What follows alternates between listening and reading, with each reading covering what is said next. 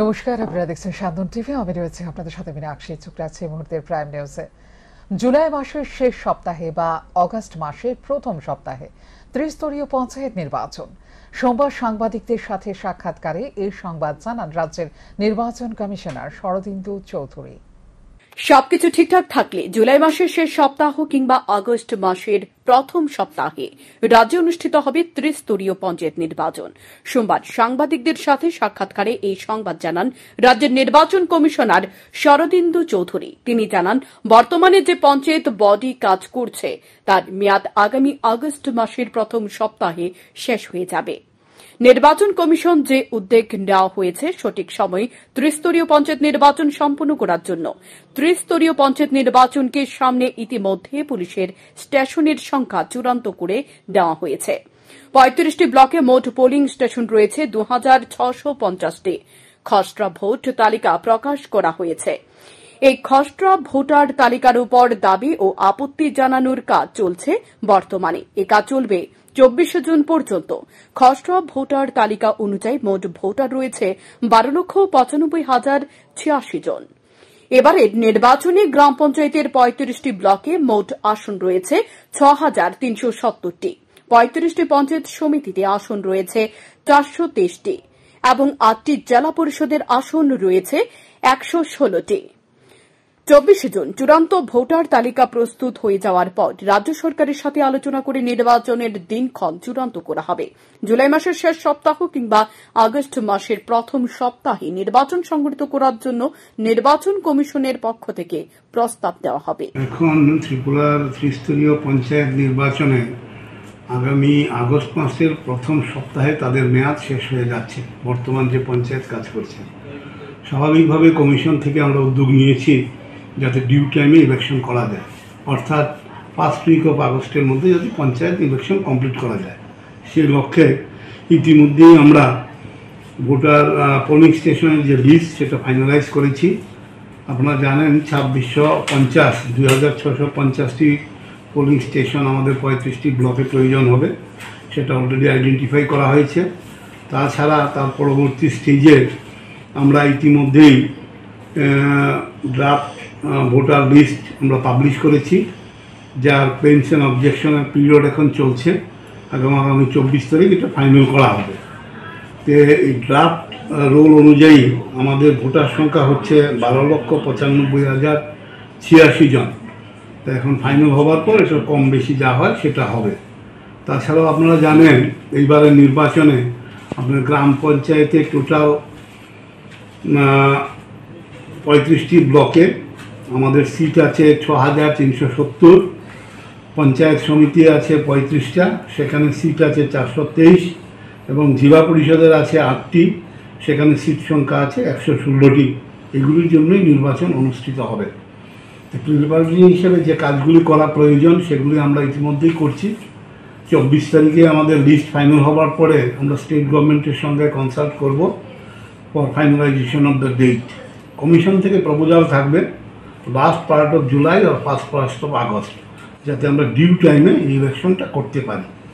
আগামী ১০ থেকে ১৫ বছর ত্রিপুরা রাজ্যেও বিজেপি ছাড়া আর কোনো সরকার আসতে পারবে না। তাই বিরোধীদের কথা শুনে বিভ্রান্ত হওয়ার কোনো কারণ নেই। সোমবার ১০ মজলিশপুর মণ্ডলের উদ্যোগে আয়োজিত বিজয় উৎসবে এই কথাই বললেন এলাকার বিধায়ক তথা মন্ত্রী সুশান্ত চৌধুরী।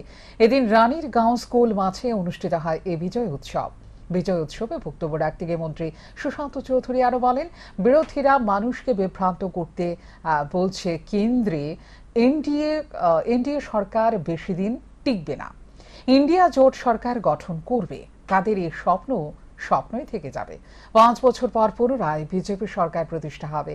কংগ্রেস দল এইবারও ১০০ গণ্ডি পার হতে পারেনি, কিন্তু বিজেপি এইবারও ২৪০ আসনে জয় পেয়েছে।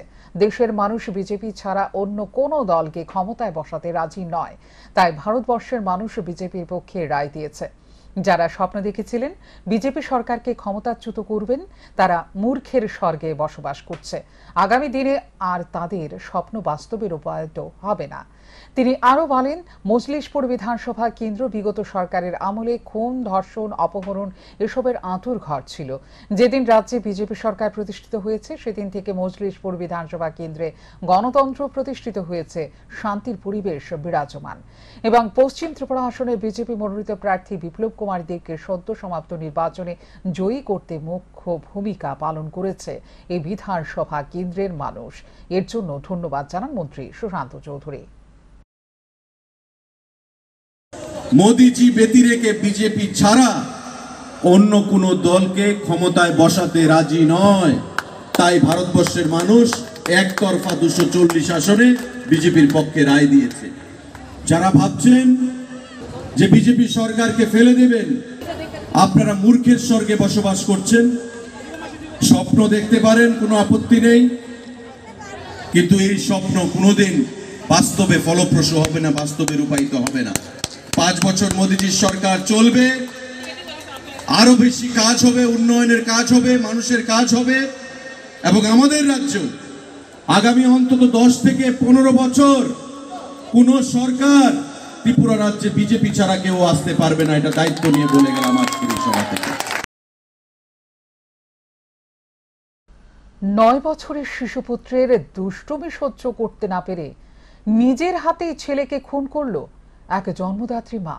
এই মর্মান্তিক ঘটনার সাক্ষী হল সোমবার সন্ধ্যায় রাজধানী পশ্চিম জয়নগর এলাকার মহাবীর ক্লাব সংলগ্ন এলাকাবাসী। ছেলের যন্ত্রণায় অতিষ্ঠ হয়ে গেছে বলে জানান মৃত রাজদীপ গোয়ালার মা সুপ্রভা গোয়ালা। তিনি অচৈতন্য অবস্থায় জানায় তার ছেলে পড়াশোনা করতে চায় না, ঘরে চুরি করে, ঘর থেকে বাইরে বের হয়ে মানুষকে জ্বালা যন্ত্রণা করে, যার কারণে তাকে বিভিন্ন জায়গা থেকে কাজ ছেড়ে আসতে হয়েছে। কেউ কাজেও রাখতে চায় না। তারপরও বর্তমানে দিনমজুরি করে সংসার পরিচালনা করতেন। মেয়ের বিয়ে হয়ে গেছে, স্বামীর খোঁজ নেই। শ্বশুর বাড়ি কৈলাসহরে। আগরতলায় থেকে ছেলের ভরণ পোষণ মেটাতে জোগালি কাজ করতেন তিনি, কিন্তু তারপরও ছেলেকে শান্ত করে তুলতে ব্যর্থ হয়েছেন। দিনের পর দিন তার অসহ্য দুষ্টুমি ধৈর্যের বাঁধ ভেঙে দিয়েছে সোমবার। দড়ি দিয়ে ছেলের গলায় আঘাত করে চিরতরে শেষ করে দিয়েছে সুপ্রভা গোয়ালা। তারপর চিৎকার শুরু করে। ছুটে আসে বাড়ির মালিক সাবিত্রী চৌধুরী। সাবিত্রী চৌধুরী জানান মাত্র 14 দিন আগে ভাড়া এসেছিল বাড়িতে। এর মধ্যে এই ঘটনা করেছে এই মহিলা। খবর পেয়ে আশেপাশের লোকজন এসে জমায়েত হয় বাড়িতে। খবর দেওয়া হয় পুলিশকে। পুলিশ এসে মহিলাকে আটক করে মৃতদেহ ময়না তদন্তের জন্য মর্গে পাঠায়। এই ধরনের ঘটনা সচরাচর দেখা না গেলেও সোমবার সাক্ষী রইল এলাকাবাসী। মায়ের হাতে ছেলের হত্যার ঘটনায় বাকরুদ্ধ গোটা এলাকা। কেরে কি কারণে মারছেন? আমি বিরক্ত হয়ে গেছি ছেলের প্রতি। মানে কি করছে ছেলে? কি করছে? ছেলে অনেক দুষ্ট, কথা শুনে না। হ্যাঁ হ্যাঁ, সুর, কথা শুনে না, পড়াশোনা করে না। ছেলে চুরি করছে কবে? ঘর থেকে টাকা চুরি করে। মানে এটা কয়দিন করছে? প্রায় দিনই করে। আমি ঘরে টাকা রেখে যেতে পারি না কাজে, তারে ঘরে রেখে যাইতে বাইরের দরবার ঘরে আনে টাই না। তে পড়াশোনা করে না, এরা কেউ দেখতে পারে না। তারে কাজের সাইডে লয়ে গেলে তার লেগে আমি কাজ করতে না, মানুষ আমার কাজের থেকে বাইর করে দেয়। তো এটা এমন এইরকম মানে কতদিন ধরে করতেছে? বহুদিন ধরে, যবে থেকে বুঝে রয়েছে তবে থেকে এরকম কাজ করে। আপনার কয় মানে ছেলে মেয়ে সন্তান কতজন? আমার এক ছেলে এক মেয়ে। মেয়ে কি করে? মেয়ে বিয়ে দিছি স্যার। আর ছেলে না কি নাম? রাজদীপ গোয়ালা। বয়স কত? 9। কোন স্কুলে পড়তো? পড়াশোনা করে না স্যার। আপনার স্বামী কি করে? আমার স্বামী আছে না, মরছে, আমি নিজেও করতে পারি না। আপনি কি এটা কি আপনার নিজস্ব বাড়ি না ভাড়া? না, আমি ভাড়া আইছি এবারে। কত বছর হয়েছে? কোনো বছর টছর না, আমি নতুন আইছি, কয়েকদিন হয়েছে। আগে কোন জায়গায় বাড়ি আছে? বাড়ি কোন জায়গায় আছে? স্যার আমি বাড়ি কেমন কমো? আমি তো তার লেগে অনেক বাড়ি পাল্টাইছি, তার লেগে আমি কোনো বাড়িতে বাড়ি তো আছে, কোন জায়গায়? মানে প্রথম আমার শ্বশুর বাড়ি কৈলাসহর। আমার বহুত দুষ্ট স্যার। ছেলে আমারে পারে না, আমারে মারতেছে। কিরকম মা আপনি?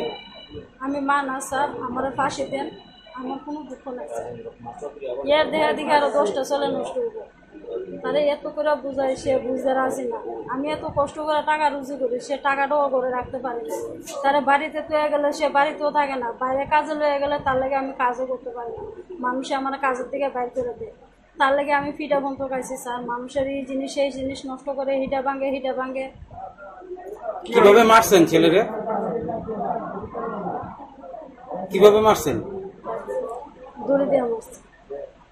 তুলসীতলা দুধ দেয় আসলে ঠাকুর আসন হয়ে গেছি এমনি হ্যাঁ চিৎকার দিয়েছে মাসি তো মেরা লাগছে আর আমি ঘরে বিজ্ঞান আমি জল দেশ না জল দিয়েছি তারা মেরে গেছি আমি দূরছি না চিৎকার করতেছি এর কাছে যাইতেছি চিৎকার করতেছি মানুষজনকে ডাকতেছি আমি বুক কিলাইতে আমি মেরে যাওয়ার অবস্থা এমন দৃশ্য আমি জীবনে দেখছি আমি কি করবো আমি কোন আমার সময় এত খারাপ আমি কেলিকে তারা ভাড়া দিব কয়দিন হয়েছে আজকে মাত্র 14 দিন হয়েছে মাত্র ভাড়া হয়েছে সে কি কোনো মানে দুষ্টামি করতো বা কিছু আরে বাবা দুষ্টামি তো বাচ্চারা করেও বাচ্চা দুষ্টামি করতে নাকি বড়রা করবো দুষ্টামির ফল কি এই শাস্তি পৃথিবীর থেকে সবাই দিলি কি করবো বাবা আর কিছু আমার মরণ ফাঁদে পরিণত ধলাই জেলার আমবাসা মহকুমার অন্তর্গত মালদা কুমার পাড়ার রাস্তাটি যান চলাচলের কোন রকম সুবিধা নেই। রোগীকে নিয়ে হাসপাতালের উদ্দেশ্যে রওনা হওয়া গাড়িকে টেনে তুলতে হচ্ছে দড়ি দিয়ে। হায়রে প্রশাসন, হায়রে হীরাযুগ। ভোট আসে ভোট যায়, কিন্তু পাল্টায় না ভাগ্য। চিত্রটা আমবাসা মহকুমার অন্তর্গত মালদা কুমার পাড়ায়। চলাচলের জন্য একমাত্র পথ হচ্ছে মেঠো পথ। গত দুদিন বৃষ্টিতে এই মেঠো পথ পরিণত মরণ ফাঁদে। যাতায়াত করা কষ্টকর হয়ে দাঁড়িয়েছে সাধারণ মানুষের পক্ষে। রোগীকে নিয়ে যাওয়ার জন্য হাসপাতালের উদ্দেশ্যে রওনা হওয়া গাড়িটিকে টানতে হচ্ছে দড়ি দিয়ে। এলাকার যুবকরা এই গাড়িটিকে টেনে তোলার জন্য কোদাল দিয়ে নিজেরাই মাটি কেটে উপযুক্ত করে তুলছে। স্থানীয়দের বক্তব্য হচ্ছে, লোকসভা নির্বাচনের আগে তারা ভোট বয়কটের ডাক দিয়েছিল। সেই সময় জেলা শাসক প্রতিশ্রুতি দিয়েছিলেন এই মেঠো পথটিকে চলাচলের উপযুক্ত করে দেবেন, কিন্তু দুর্ভাগ্য তাদের কপাল থেকে দুশ্চিন্তার ভাঁজ এখনো মুছে যায়নি। আমরা ডিএম সাহেবের একবার জানানো হয়েছে, গত তোমার লোকসভা ইলেকশন ভোটের সময় আমরা ভোট বেকর হয়েছে, তখন আমরা দিয়া দিয়েছে মানে এগ্রিমেন্ট মতন কোনো একটা প্রমাণপত্র দিয়ে গেছে ডিএম সাহেব। হ্যাঁ আপনারা কোনো কিছু এই 2024 আন্ডারে আপনারা রাস্তা ঠিক করে দিব। কবে থেকে রাস্তা ধরবো কইছে ডিএম সাহেব? ডিএম সাহেব কইছে আপনারা যে সময় ভোট ইলেকশন মানে বুট খুলবো তারপর থেকে আমরা শুরু করবো এই 24 থেকে। রাজনীতি পার্টি পকেট থেকে কেউ আইছে? কেউ আসছে না এখনো। যে সময় বুট বিক্রি করা হয়েছে এমএলএ বা মিনিস্টার এমপি কেউ আইছে? সেই সময় কেউ আসছে না। আমরা কেউ আইছে না? এডিএম আইছে? এডিএম আইছে, ডিসিএম স্যার আইছে, এখানে আবার পুলিশ গঙ্গানগর থেকে পিএস। আমরা মালদাপাড়া অবস্থাটা দেখেন আপনারা, এই গাড়ির ভিতরে পেশেন্ট আছে, একটা হসপিটাল নেওয়ার জন্য কত কষ্ট করে আমরা এই মালদাপাড়া রাস্তা অবস্থাটা দেখুন কিভাবে গাড়ি আনানো হয়। এবং আমরা এই রাস্তাটি চলাচলের উপযুক্ত করে তোলার জন্য স্থানীয়রা এখন মুখ্যমন্ত্রীর দৃষ্টি আকর্ষণ করছে। মুখ্যমন্ত্রীর পদক্ষেপ গ্রহণের উপর এই নির্ভর করছে তাদের কপাল থেকে দুশ্চিন্তার ভাঁজ মুছে যাওয়ার বিষয়টি। শান্তন টিভি।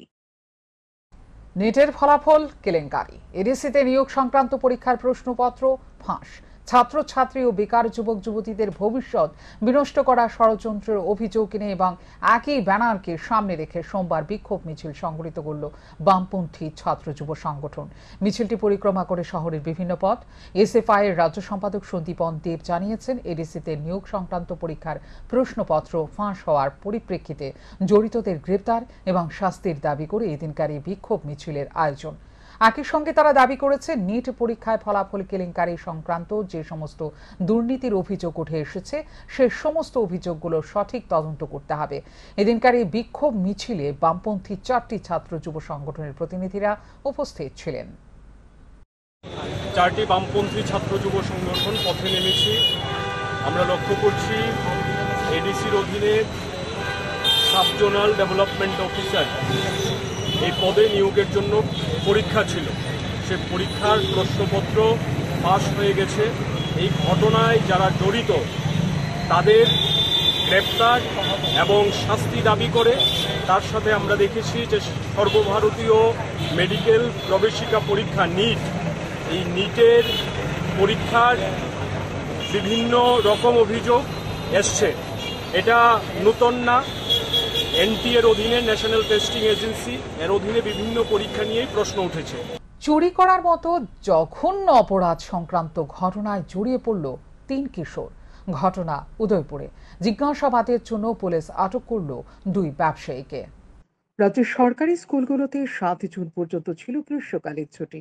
গ্রীষ্মকালীন ছুটি শেষে স্কুল খোলার পর জাঞ্জুরি স্কুলের শিক্ষক শিক্ষিকারা দেখতে পান কম্পিউটারের ব্যাটারি চুরি হয়ে গেছে। স্কুল কর্তৃপক্ষ চুরি দায়ে থানায় একটি মামলা দায়ের করে। পুলিশ শুরু করে তদন্ত। ব্যাটারি চুরির অভিযোগে সন্দেহমূলকভাবে 3 কিশোরকে জিজ্ঞাসাবাদের জন্য থানায় ডেকে আনে পুলিশ। পুলিশ তাদের কাছ থেকে জানতে পারে সুকান্ত পাল নামের এক ব্যবসায়ীর দোকানে তারা এই ব্যাটারিগুলো বিক্রি করেছে। সুকান্ত পাল নামের এই ব্যবসায়ীর দোকানে তল্লাশি অভিযান চালায় পুলিশ। পুলিশ তল্লাশি চালিয়ে দোকানের 2 জন ব্যবসায়ীকে জিজ্ঞাসাবাদের জন্য আটক করে।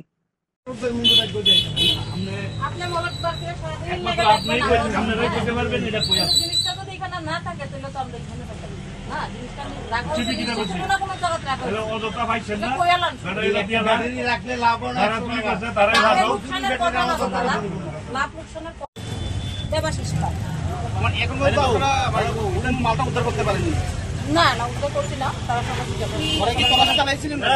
না না ঘরে গেছি না, দোকানে তল্লাশি চালাইছি, তারা জিজ্ঞাসাবাদ করছে। না না অ্যারেস্ট করা হয়েছে না, তারা জিজ্ঞাসাবাদের জন্য নেওয়া হয়েছে। ঈশ্বরচন্দ্র বিদ্যাসাগরের বর্ণপরিচয়। শৈশবকালে প্রত্যেক ছাত্রছাত্রী তাদের অক্ষর জ্ঞানকে বৃদ্ধি করার জন্য পাঠ করে থাকে। এই বর্ণপরিচয়ে স্পষ্ট করে লেখা হয়েছে, সদা সত্য কথা বলা উচিত, মিথ্যে কথা বলা মহাপাপ, চুরি করা জঘন্য অপরাধ। কিন্তু দুর্ভাগ্যের বিষয় হলো শৈশবকালে কিশোরদের যখন এই ধরনের নীতিবাক্য পাঠ করে বেড়ে ওঠার সময়, খেলাধুলায় মত্ত হয়ে ওঠার সময়, কিন্তু এই সময়টাতে কিশোররা যদি চুরি করার মতো জঘন্যতম অপরাধের সঙ্গে জড়িয়ে যায়, তাহলে ঈশ্বরচন্দ্র বিদ্যাসাগরের লেখা এই সমস্ত নীতিবাক্যগুলো পাঠ করে শিশুরা কতটুকু বেড়ে উঠেছে তা নিয়ে এক গুচ্ছ প্রশ্ন রয়ে গেল। আর এই সমস্ত নীতিবাক্যগুলো পাঠ করিয়ে অভিভাবকরা তাদেরকে কতটুকু বাড়িয়ে তুলেছেন তা নিয়ে প্রশ্ন থেকেই গেল। শান্তন টিভি। অবাক কাণ্ড মনুবাজারে। মনুবাজার দ্বাদশ শ্রেণী বিদ্যালয় থেকে চুরি যাওয়া সামগ্রী উদ্ধার হলো মনুবাজার পুরাতন থানার ঘর থেকে। এই চুরির ঘটনায় অভিযুক্ত তাপস পাল নামে এক চোরকে গ্রেপ্তার করে পুলিশ। গত 27 মে মনুবাজার দ্বাদশ শ্রেণী বিদ্যালয় থেকে চুরি হয়েছিল বিদ্যালয়ের কম্পিউটার, সিসিটিভি ক্যামেরা, মনিটর সহ একাধিক সামগ্রী। পরবর্তী সময় মনুবাজার দ্বাদশ শ্রেণী বিদ্যালয়ের পক্ষ থেকে একটি মামলা দায়ের করা হয় মনুবাজার থানায়। মামলা হাতে নিয়ে তদন্তে নামে মনুবাজার থানার পুলিশ। এ চুরির ঘটনায় অভিযুক্ত তাপস পাল নামে এক অভিযুক্ত চোরকে কর্মকার পাড়া থেকে গ্রেপ্তার করে পুলিশ। পরবর্তী সময় এই কর্মকার পাড়া থেকে পুলিশ সুব্রত রুদ্রপাল নামে আরও চোরকে জিজ্ঞাসাবাদের জন্য আটক করে। তাপস পাল এবং সুব্রত রুদ্রপালকে জিজ্ঞাসাবাদ চালিয়ে পুলিশ সোমবার মনুবাজার পুরাতন থানার একটি পরিত্যক্ত ঘর থেকে computer, laptop, CCTV camera, printer সহ নানা চুরি যাওয়া সামগ্রী উদ্ধার করে পুলিশ। গত 27 তারিখ মনুবাজার থানা থেকে, মনুবাজার স্কুল থেকে কিছু কম্পিউটার সহ কম্পিউটারের আরো অনেক সামগ্রী চুরি করে নিয়ে যায়। সেই মোতাবেক প্রথমে আমরা কিছু মাল উদ্ধার করি এবং আজকে গোপন সূত্রে প্রাপ্ত খবরের ভিত্তিতে তাপস পাল, যে এই চুরির ঘটনার সঙ্গে যুক্ত ছিল, তাকে আমরা অ্যারেস্ট করি। অ্যারেস্ট করার পর তাকে যখন জিজ্ঞাসাবাদ করা হয়, সে জানায় যে কিছু মাল সে মনুবাজার পুরানো থানাতে রেখে দিয়েছে। সেই মোতাবেক আমরা ওকে নিয়ে যাই। নিয়ে যাওয়ার পরে একটি মনিটর, একটি প্রিন্টার এবং একটা সিপিইউ এবং আরো 2-3টি সিপিইউ উদ্ধার করি এবং প্লাস একটি সিসিটিভি ক্যামেরাও উদ্ধার হয়। সিসিটিভি ক্যামেরার সঙ্গে আরো কিছু তার উদ্ধার করে আমরা নিয়ে আসি। গোটা ঘটনায় মনুবাজার এলাকায় ব্যাপক চাঞ্চল্য ছড়িয়ে পড়েছে। একই সঙ্গে চুরির ঘটনাকে কেন্দ্র করে উদ্বেগ বাড়ছে সাধারণ মহলে। শান্তন টিভি। এশিয়ান জিমন্যাস্টিক চ্যাম্পিয়নশিপে স্বর্ণ পদক দখল করেছে রাজ্যের তারকা জিমন্যাস্ট দীপা কর্মকার। সোমবার বিকেলে এনএসআরসিসিতে বাঙালি মহিলা সমাজ ত্রিপুরা রাজ্য কমিটি সংবর্ধনা জ্ঞাপন করে দীপা কর্মকার এবং তার দ্রোণাচার্য কোচ বিশ্বেশ্বর নন্দীকে।